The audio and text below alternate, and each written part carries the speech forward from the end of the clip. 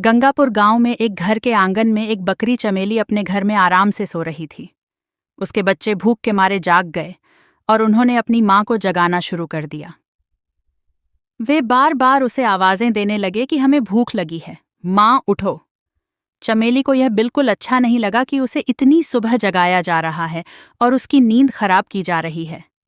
उसने उन्हें सोने देने की जिद की, लेकिन बच्चे जिद पर उतर आए क्योंकि उन्होंने पिछली रात भी कुछ नहीं खाया था। चमेली को अनचाहे ही उठना पड़ा।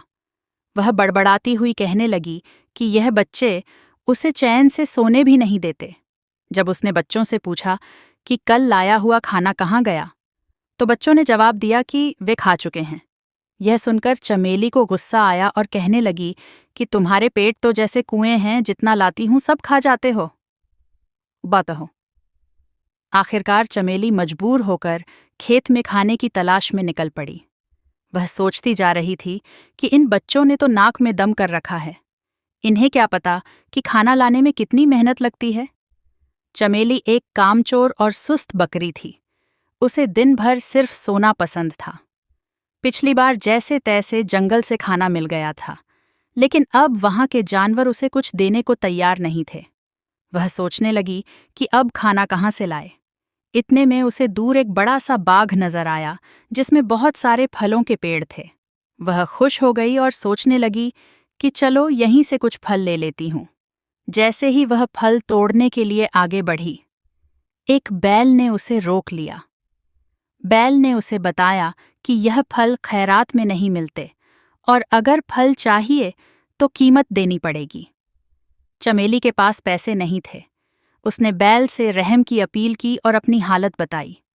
बैल को उस पर तरस आया और उसने शर्त रखी कि अगर चमेली रोज बाग में पानी दे और रखवाली करे तो वह उसे रोज खाना दे सकता है। मगर चमेली ने काम करने से इनकार कर दिया और वहां से चली गई। आगे जाकर उसके पैर चलते चलते दुखने लगे। वह थक चुकी थी और कहने लगी कि थोड़े से खाने के लिए कितना चलना पड़ता है। इतने में उसे दूर एक इंसान का घर नजर आया जहां दो बकरियां आंगन में खड़ी घास खा रही थीं। चमेली ने सोचा कि यह मेरी ही जात की बकरियां होंगी, यह जरूर कुछ खाने को देंगी। वह उनके पास पहुंची, मगर वहां भी उसे साफ जवाब मिला कि यहां मुफ्त में खाना नहीं मिलता। इन बकरियों को रोज मालिक को दूध देना पड़ता था, तब जाकर खाना मिलता है। इतने में घर का मालिक आया जिसका नाम हरिया था। उसने चमेली से पूछा कि वह कहाँ से आई है। चमेली ने बताया कि उसके बच्चे भूखे हैं, उसे खाने की जरूरत है। हरिया ने भी शर्त रखी कि अगर वह दूध दे तो रोज अच्छा खाना देगा। मगर चमेली ने इनकार कर दिया और वहां से भी चलती बनी। थोड़ा आगे जाकर चमेली को एक खेत नजर आया जो खाली था और वहां बहुत सारी फसलें थीं। चमेली ने सोचा कि यहां से तो मुफ्त का खाना मिल जाएगा। उसने मौके का फायदा उठाया और खूब पेट भर के खाया और अपने बच्चों के लिए भी बहुत सारी फसल तोड़ ली। खाने के बाद वह एक पेड़ के नीचे सो गई। कुछ देर सीजता वह घर के अंदर चला जाता है और चमेली 3 दिन तक भूखी प्यासी बंधी रहती है। उधर चमेली के बच्चे घर में बैठे अपनी माँ का इंतजार कर रहे थे और सोचने लगे कि माँ कहीं फिर सो तो नहीं गई। वे कहते हैं कि माँ कितनी सुस्त और कामचोर है। शायद उसे हमारी परवाह नहीं, मगर हमें उसकी फिक्र है। चलो हम उसे ढूंढने निकलते हैं। उधर चमेली बहुत कमजोर हो चुकी थी। रात के वक्त एक चूहा उसके पास आता है जो उसे पहचान लेता है। चमेली उससे विनती करती है कि उसके बच्चों का हाल बुरा है, उसे आज़ाद कर दे। पहले चूहा इनकार करता है, लेकिन जब चमेली उसे गणपति बप्पा का वास्ता देती है तो वह रस्सी काटकर चमेली को आज़ाद कर देता है। चमेली फौरन अपने बच्चों के लिए खाना लेकर घर पहुंचती है, मगर बच्चे गायब होते हैं। वह घबरा जाती है और उनकी तलाश में निकल पड़ती है। कई घंटों बाद वह दोबारा उस बैल के पास पहुंचती है जो बाग का मालिक था। वह बैल बताता है कि बच्चे 2 दिन पहले उसके पास आए थे और अपनी माँ के बारे में पूछ रहे थे।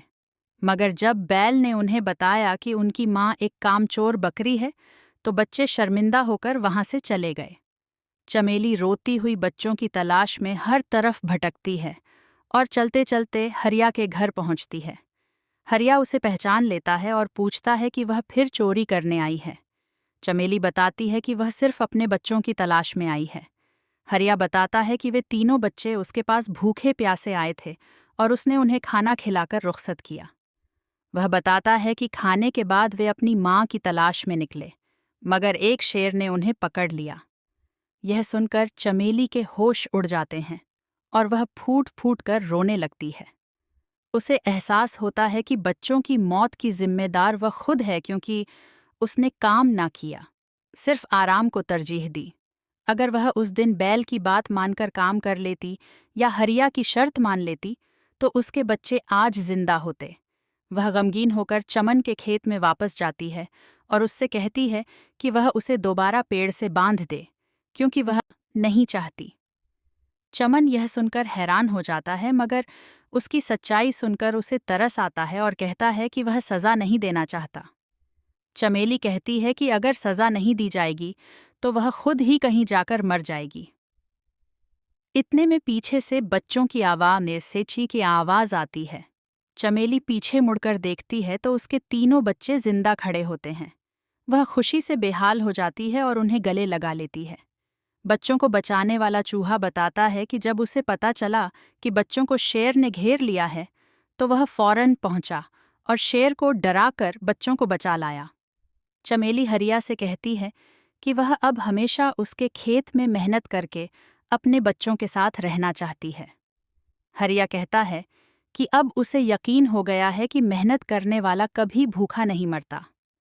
चमेली के बच्चे भी खुश होते हैं कि उनकी माँ को अब मेहनत कीमत समझ आ गई है। उस दिन के बाद से चमेली और उसके बच्चे हरिया के खेत में मेहनत से काम करते हैं और खुशी खुशी अपनी जिंदगी गुजारने लगते।